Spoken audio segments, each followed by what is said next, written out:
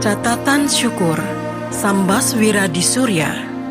Menggapai kesembuhan, sebuah harapan dan peluang menatapi jalan kebahagiaan. Bab 2, Second Change.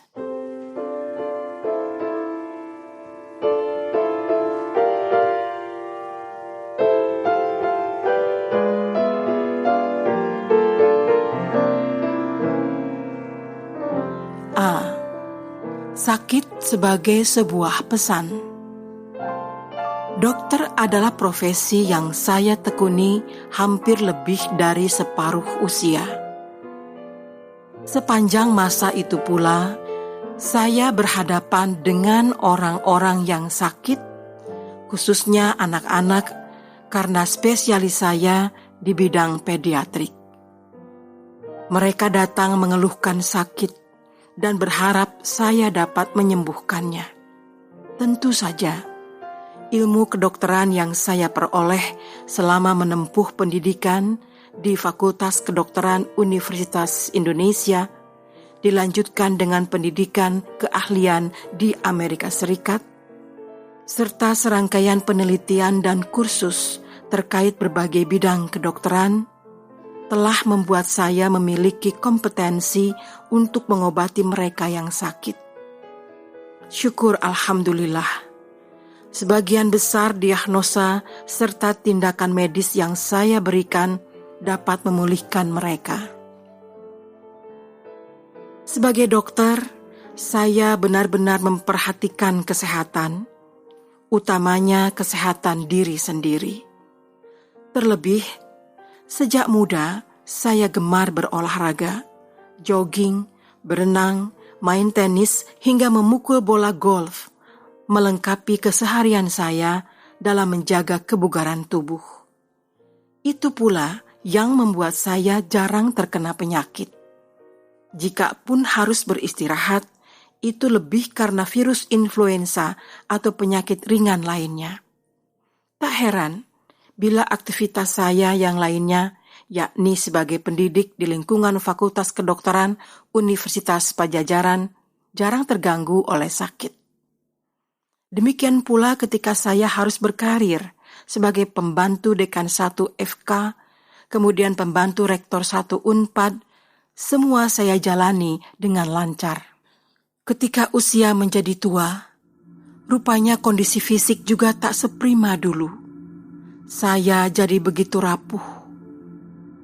Pada suatu ketika, saya mengalami gangguan jantung yang cukup serius. Bahkan para dokter memutuskan untuk memasang cincin pada jantung saya. Tapi tidak berhasil karena ternyata pembuluh darah koronernya berkelok-kelok. Masya Allah. Sampai dengan peristiwa pemasangan cincin di jantung itu, tak sedikit pun dalam benak saya merenungkan hakikat sakit dan sembuh.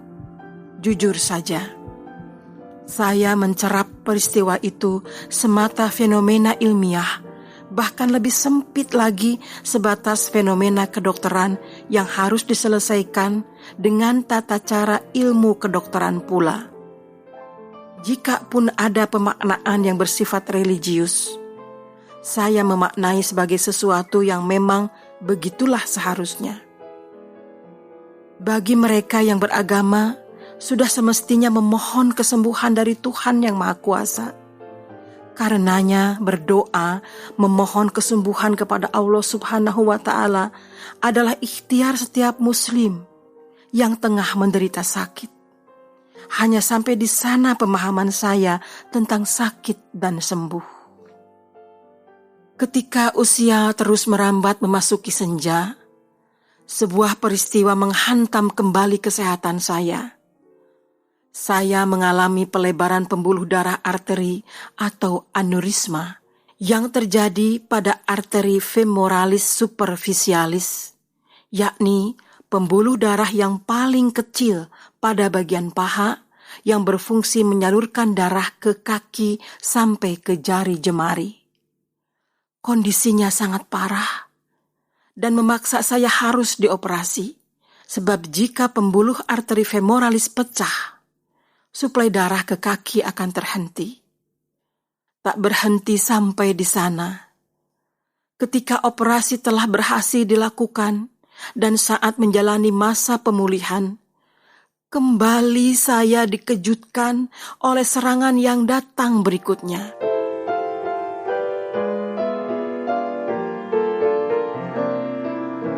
Bakteri Pseudomonas menyelinap pada bagian kaki yang baru saja dioperasi. Bakteri jenis ini termasuk yang paling sulit diatasi. Tidak mudah terkalahkan oleh antibiotik dan bersifat sangat merusak. Rupanya bakteri itu menempel pada dakron yang dipasang ketika operasi kaki.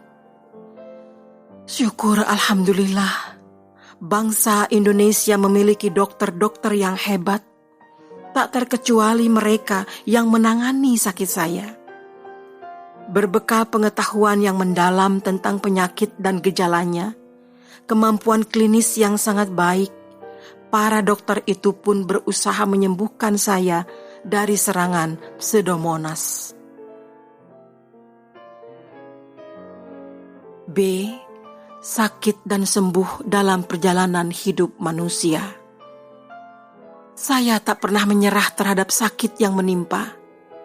Hari demi hari saya lalui dengan menjalani penanganan dan perawatan medis. Istri, anak, kerabat, dan handai taulan tak jemu-jemuknya berdoa dan memberi saya semangat untuk pulih kembali. Demikianlah adanya. Kemudian saya bangkit dan tak kenal putus asa melakukan berbagai usaha sebagaimana dianjurkan oleh para dokter untuk menjemput kesembuhan. Selama masa-masa menjemput kesembuhan itulah, saya merenungkan hakikat sakit dan sembuh. Apa itu sakit? Mengapa saya harus sakit? Apa hubungannya antara sakit dan mati? Mengapa pula ada kesembuhan? Siapa yang sesungguhnya menyembuhkan? Untuk apa sembuh? Dari mana datangnya kesembuhan? Apakah saya berpeluang meraih kesembuhan? Semua pertanyaan itu berkecamuk dalam pikiran, melintas di saat saya terbaring sendirian di kamar rumah sakit sambil mendengarkan murotal, ayat-ayat Al-Quran yang dibaca dengan cara tartil dan merdu, yang diputar di samping tempat tidur. Pertanyaan itu tak sekali saja melintas, berkali-kali dalam berbagai kesempatan, terutama apa itu sembuh? Mengapa harus sembuh? Untuk apa sembuh? Bagaimana yang seharusnya dilakukan oleh mereka yang memperoleh kesembuhan? Menjawab pertanyaan-pertanyaan mendasar itu bukan hal yang mudah. Terlebih pada saat saya terbaring lemah, dengan selang infus melekat di lengan dan sederetan peralatan medis menempel memonitor kondisi kesehatan saya. Meski demikian, dalam keadaan seperti ini, pikiran justru menjadi jernih. Pikiran yang mengembara, menyibak tumpukan informasi demi informasi dalam benak, mencari-cari jawaban atas pertanyaan-pertanyaan yang mengganggu tidur itu. Saya teringat dengan bagian di dalam buku yang saya susun beberapa tahun silam. Journey of Spiritual Happiness, pengembaraan penuh cinta, karunia, dan rasa syukur di tahun 2015. Buku yang ditulis sebagai sebuah autobiografi dalam rangka menandai genap 80 tahun usia saya. Pada buku itu terdapat bagian yang menjelaskan makna sehat, sakit, hidup, dan mati. Dalam buku itu, saya menyampaikan pengalaman sebagai dokter yang menyaksikan orang-orang datang silih berganti dengan membawa sakit dan meraih sehatnya. Saya menyaksikan bahwa sehat dan sakit dipengaruhi oleh cara kita memanfaatkan keluangan, usia, dan kekayaan yang kita miliki. Mereka yang menyia-nyiakan waktu mudanya, selalu disibukkan dengan segala urusan, atau tidak memiliki biaya untuk memiliki hidupnya, biasanya memiliki peluang sakit lebih besar dibanding dengan mereka yang memiliki keadaan sebaliknya.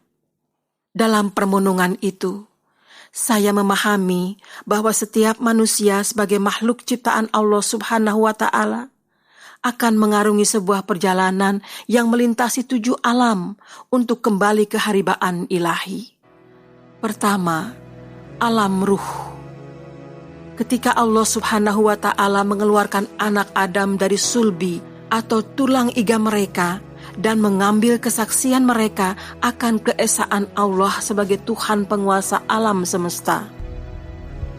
Kedua, alam rahim, yang berlangsung ketika ruh yang telah bersaksi itu kemudian ditiupkan ke dalam rahim seorang ibu untuk menjalani kehidupan sebagai janin. Yang kesempatan berarti seseorang atau pihak mendapatkan otorisasi untuk menggunakan ruang dan waktu yang tertentu. Dalam pandangan Islam, kesempatan itu diberikan oleh Allah Subhanahu wa Ta'ala kepada manusia sebagai makhluknya. Dalam ruang, fisik dan psikis manusia mengada, tumbuh dan berkembang mengikuti hukum alam yang telah ditetapkannya. Sementara dalam waktu, manusia menjalani sebuah paket yang disebut usia. Ada yang diberi paket panjang, namun tak sedikit pula yang hanya diberi paket beberapa tahun saja. Allah menyempurnakan kesempatan yang diberikan kepada manusia dengan akal pikiran dan hati nurani. Dengan akal pikiran, manusia mengolah ruang dan waktu untuk meraih bekal sebanyak-banyaknya. Dengan hati nurani, manusia mengolah ruang dan waktu guna meraih bekal sebaik-baiknya. Dan Allah Subhanahu wa Ta'ala telah memberitahu manusia dengan bersumpah demi waktu asar, ketika matahari sudah condong ke barat dan bersiap memasuki senja, bahwa dalam hitungan-hitungan seperti layaknya sebuah bisnis, sesungguhnya manusia itu merugi. Ini berkaitan dengan penggunaan kesempatan hidup, ruang dan waktu sebagai modal diperbandingkan dengan hasil yang diraihnya. Ternyata hasilnya tak sebanding dengan modal yang telah diberikan, bahkan jelas-jelas merugi. Allah memberitahu hal itu tak berlaku pada mereka yang memiliki iman, mengumpulkan cukup amal soleh, saling menasehati di jalan kebaikan dan dalam kesabaran. Itulah ukuran keberhasilan memanfaatkan kesempatan hidup di dunia.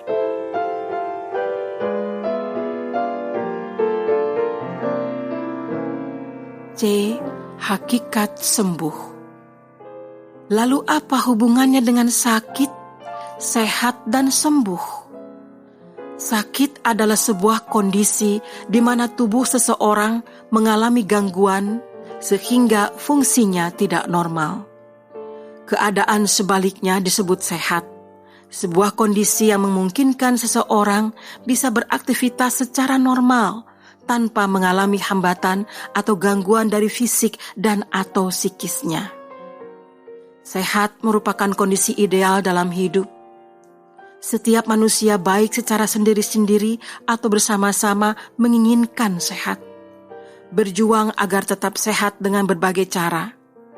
Sakit senantiasa ditolak, dihindari baik sendiri atau bersama-sama, karena sakit yang dibiarkan atau tidak dapat disembuhkan menyebabkan manusia kehilangan ruang dan waktu alias mati. Kematian adalah tertutupnya kesempatan manusia untuk memanfaatkan fisik dan mengarungi waktu di alam dunia. Sebagai seorang muslim, saya meyakini bahwa usia adalah paket waktu yang panjang pendeknya merupakan rahasia Allah Subhanahu wa Ta'ala dan sakit adalah sinyal dari Allah yang mengabarkan kepada manusia akan kondisi paket waktu yang dimilikinya. Mengabaikan bahkan membiarkan sakit itu menguasai kita akan mengakibatkan paket waktu bisa habis dengan cepat. Berjuang terbebas dari sakit sama pentingnya dengan menggunakan paket waktu itu sendiri. Itu pula yang melandasi setiap umat Islam untuk memelihara kesehatan, berjuang melawan sakit, dan mengembangkan ilmu pengetahuan dan keahlian menaklukkan berbagai penyakit. Agama Islam dengan sangat indah mengajarkan kepada umatnya untuk memanfaatkan kesempatan yang diberikan Allah sebelum datangnya kesempitan, sebagaimana dinasihatkan oleh Rasulullah Muhammad SAW, saling mengingatkan untuk berbuat kebaikan dan bersabar. Dalam perspektif komunikasi antara Allah dan manusia sebagai makhluknya, sakit sesungguhnya merupakan kode-kode pesan yang disampaikan Allah kepada manusia. Setiap manusia beriman yang mengalami sakit hendaknya tidak saja dicerap sebagai sebuah pengalaman empiris atau fisikal semata. Mereka juga harus mampu membaca pesan yang ada di balik kode-kode itu. Persis sebagaimana dinyatakan oleh Allah Subhanahu wa Ta'ala bahwa tidak ada yang sia-sia di muka bumi ini. Di balik setiap peristiwa atau fenomena selalu ada maksud dan tujuan yang telah ditetapkan oleh Sang Maha Pemilik segalanya. Di antara sakit dan sehat itulah terdapat sembuh. Kesembuhan merupakan sebuah keadaan ketika seseorang yang sakit beranjak pulih dan terbebas atau terlepas dari sakitnya itu. Ia menjadi orang yang sehat kembali. Ia bersiap untuk menjalankan aktivitasnya seperti sedia kala. Islam dengan sangat tegas menganjurkan manusia yang sakit untuk berusaha menjemput kesembuhannya. Sebuah firman Allah yang menyatakan bahwa setiap penyakit ada obatnya menyiratkan bahwa sembuh adalah sebuah keniscayaan bagi siapapun yang sedang sakit. Sementara pada firman lain, Allah melarang tegas manusia untuk membunuh dirinya atas dasar berbagai alasan apapun, termasuk karena sakit. Sebuah pesan yang menegaskan bahwa hidup dan mati itu urusan Allah Subhanahu wa Ta'ala, dan urusan manusia adalah berusaha dengan berbagai cara untuk meraih kesembuhannya, termasuk dengan berdoa, memohon kesembuhan itu kepada Allah Subhanahu wa Ta'ala, Sang Pemilik kesembuhan itu sendiri.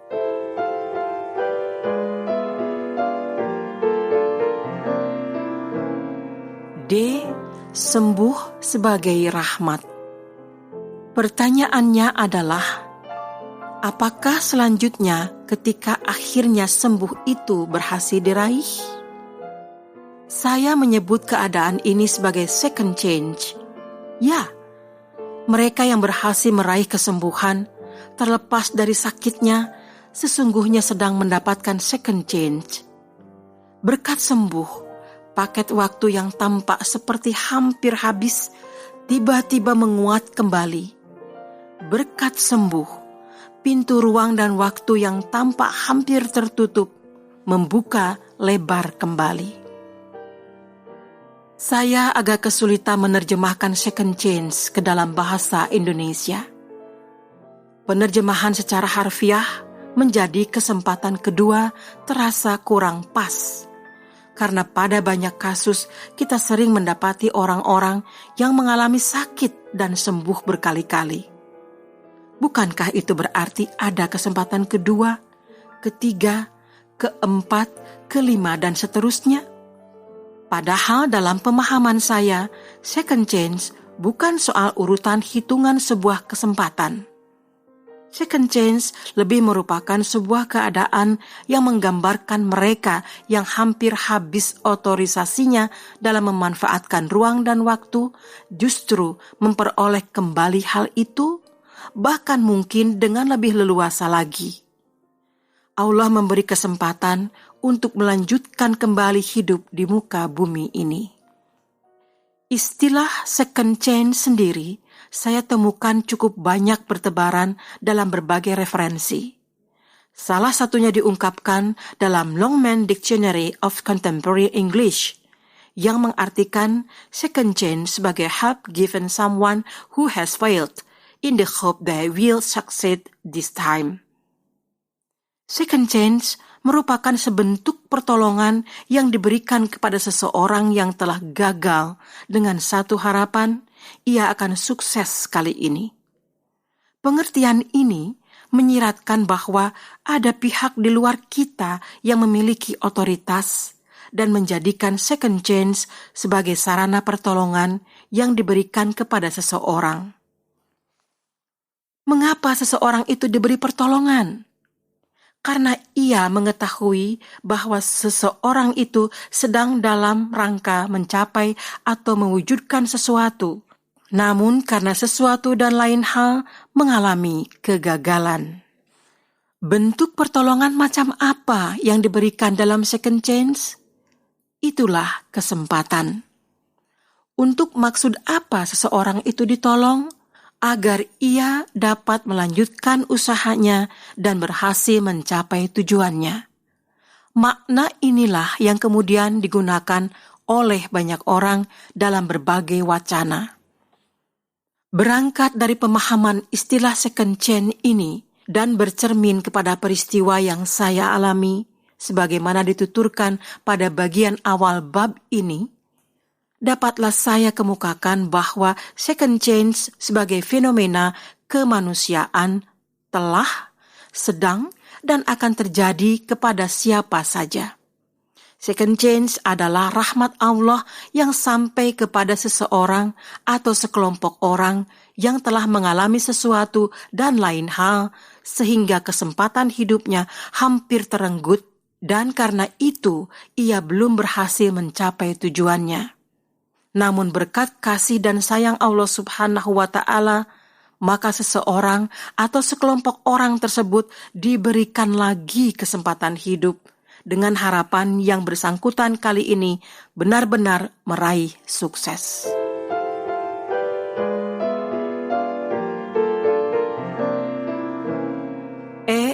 Perspektif meluas tentang second chance. Dalam perspektif yang lebih luas, kita menemukan informasi yang berlimpah betapa hidup manusia di muka bumi sesungguhnya juga sebuah second chance. Merujuk kepada Al-Quran yang berkisah tentang Nabi Adam dan Siti Hawa yang diturunkan dari surga ke muka bumi untuk menjalani kesempatan berikutnya setelah gagal mematuhi perintah dan larangannya. Allah memberi second chance dengan satu harapan kiranya Adam dan Hawa beserta keturunannya sukses memenuhi kewajibannya sebagai hamba Allah. Demikian pula sejarah umat manusia dalam mengarungi kehidupan di muka bumi dipenuhi dengan catatan tentang berbagai second chance yang lain. Simak saja kisah Nabi Ayub sebagaimana diabadikan dalam Al-Quran. Nabi Ayub diuji oleh Allah dengan berbagai macam ujian. Salah satunya yakni diberi penyakit kulit yang sangat parah.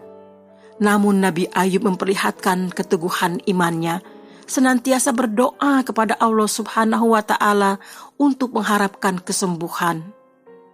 Ya Tuhanku, sesungguhnya aku telah ditimpa penyakit, dan Engkau adalah Tuhan yang Maha Penyayang di antara semua penyayang.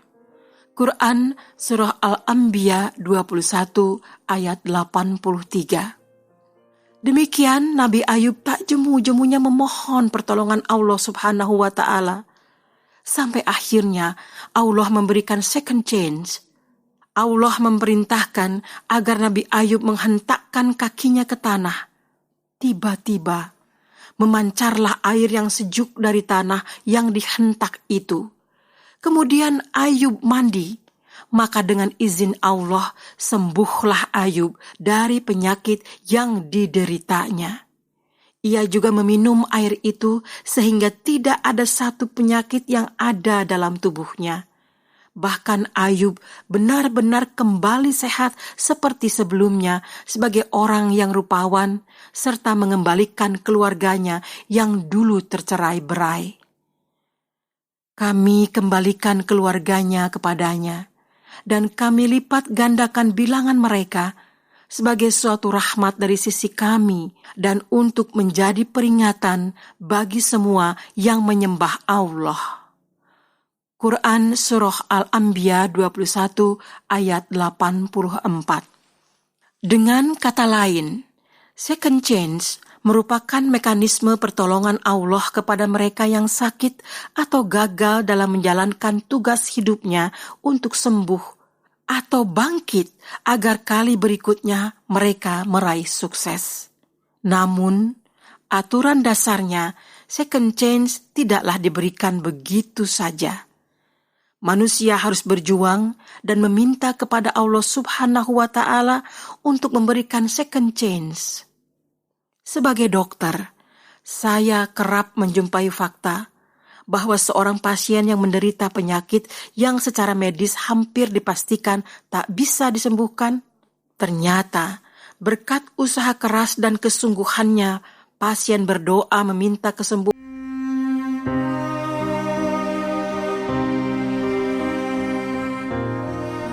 Dengarkan bagian selanjutnya hanya di channel Dengar Buku Official.